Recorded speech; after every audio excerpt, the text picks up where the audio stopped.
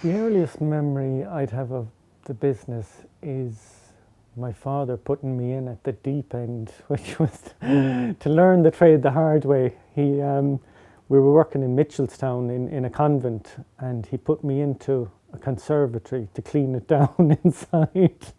And it was just full of spiders and dirt and everything, and it was just a baptism of fire to get it, of my apprenticeship, I suppose. I stuck with it and got into the more intricate and more ornate work later on. It was an interesting start. We're a firm of ecclesiastical decorators. That is, we redecorate churches completely. It's all to do with the painting work in churches, whether it's murals, stencil work, gilding, general painting. That's what we've been involved in for the past 160 years. My great-grandfather started the business in 1852. He was an Englishman. He was brought up over in Manchester, and he began the business over there in 1852. At the time, there was a huge amount of church building going on in Ireland after Catholic emancipation. From about 1830 up to 1930, there were 24 cathedrals built and there were 3,000 churches built. So there was a massive amount of work to be done in ecclesiastical decoration. Sometimes I think, wouldn't it have been great to work with people where you're talking to them all day long, but I enjoy it. I enjoy the peace and quiet. I enjoy the solitude in some churches where it might be closed all day and you're working there all day on your own and you don't meet a person all day long, like, you know. It helps you concentrate a lot more too on what you're doing. Churches changed a lot after Vatican II. The main decree, I suppose, of Vatican II was that the priest should be facing the people instead of with his back to the people. So they brought the altar forward in a lot of churches. But unfortunately, in some churches, they decided that they should be changed, the interior should be changed completely, and they destroyed some beautiful churches by taking out the altars and the reredos completely and making them more like community halls, really. My father had to witness all that. He also witnessed the painting out of all the decoration work that would have been done by his father and my grandfather. In some cases he was actually employed to paint it out himself, but he had no option because it was either that or go out of business. But he recorded an awful lot of the decoration work by photographing it and tracing designs and that. And we can use those now to restore, and we do use them a lot more to restore churches nowadays. We're lucky in Limerick that it didn't happen so much, you know. The only one would be St. Michael's in Denmark Street, which was completely altered. Most of the other churches, if you look into their archives, you'll see that they had plans to do it. Even the Redemptress above, they had an architect in who wanted to take down the complete reredos and altar and everything and leave it all just plain and put the tabernacle on a box at the back. And they actually have those plans above there still in their archives, but thank God the priest wouldn't hear of it, wouldn't allow it.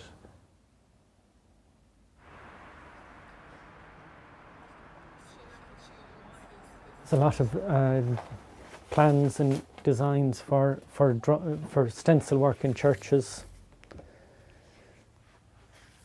for different types of arches and designs. And this is where my father worked, my grandfather would have worked, and my great-grandfather would have worked, doing all their book work, their design work, and cutting out and drawing the stencils as well. This is a drawing of the interior of the Sacred Heart Church in the Crescent, which was closed down for a few years. The Jesuits had moved out in 2006 and sold the church, and it looked like the church was going to find a commercial use, but due to the recession that never happened, and it's now back in use as a church again with a new order of priests who've come from Rome and have taken over, and they're very eager to restore the church to something like it was originally.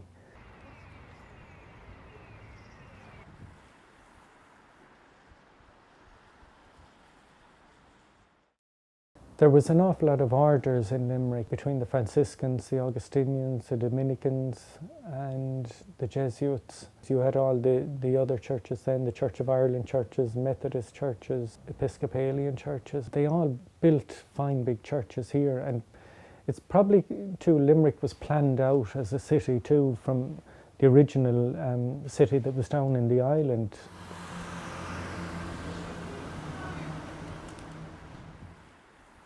The design work on the aisles was different up there, in the spandrels, and these were painted on canvas. But when Father Buckley did them in the 1950s, he took off the original ones that were on canvas and he just used the frame, but they're painted now onto the wall itself.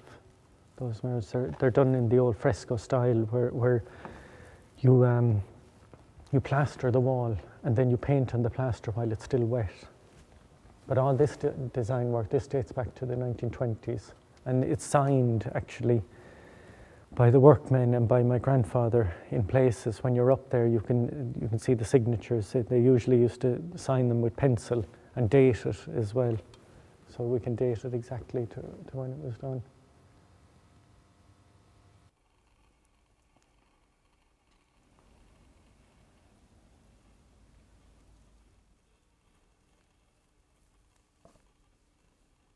There probably are easier ways of doing things on computers and that now, but because I was trained in the old style way of drawing everything by hand and cutting out all the stencils by hand with a knife, I still carry on the exact same way as they would have done in previous generations.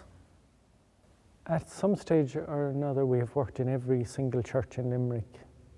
Some of them regularly. We would decorate them every 15 to 20 years, and but at some stage in the history of the business, we have worked in every single church in Limerick and every denomination as well.